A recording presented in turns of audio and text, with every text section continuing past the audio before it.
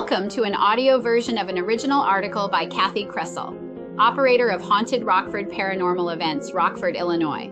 This audio presentation is entitled The Courthouse Lawn Ghost and contains the 2017 story of the same name. The article originally appeared in the Rock River Times. Rockford has reported ghost stories for many years now.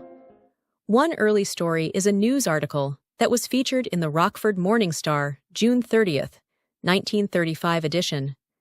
This particular report originated from rumors of a ghost on the courthouse lawn. A little background must be given to understand these rumors fully.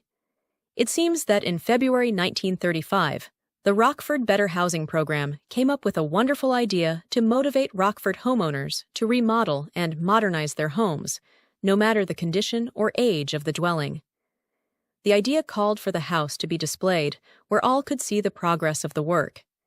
It was decided to move a 64-year-old house that was in very sad condition to the courthouse lawn.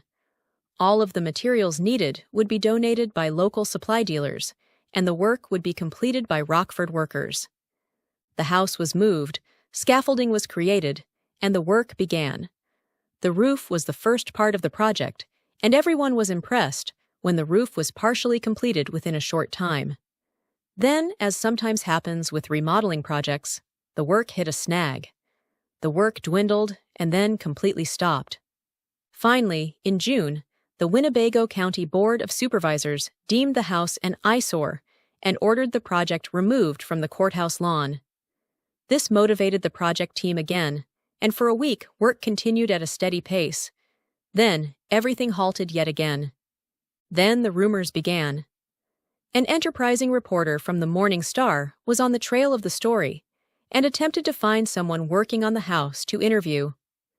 This is when he heard of the midnight visitor to the construction site. The reporter heard tales of a misty white figure carrying a saw in one hand and a hammer in another. Sounds of work drifted across the courthouse lawn until the early morning hours. The fearless news reporter decided to see this spirit for himself. He invited a photographer on the rare chance that something might appear during their stakeout. Now remember, this was long before the television shows of today, where we have grown accustomed to the thought of ghost hunting. The young reporter found a sawhorse as a seat and positioned himself on the inside of the window leading to the porch of the home. The photographer hid behind a tree that allowed him a clear line of sight. They waited. And they waited. And they waited some more until the reporter was sure that he had been the object of someone's idea of a joke. He was just about ready to head back to the office when suddenly he saw something moving beside the house. He caught his breath and leaned forward toward the window to get a better view. He was startled to see a white figure floating through the air and heading directly toward the window where he sat. The figure continued to head toward the reporter's location until the photographer stepped out from his hiding place and snapped a picture. This blinded the reporter for a minute, and by the time he could see again, the ghost had disappeared. The reporter and the photographer were very excited about the possibility that they had actually verified the story and captured a spirit on film. They raced back to the newspaper's offices to develop the film.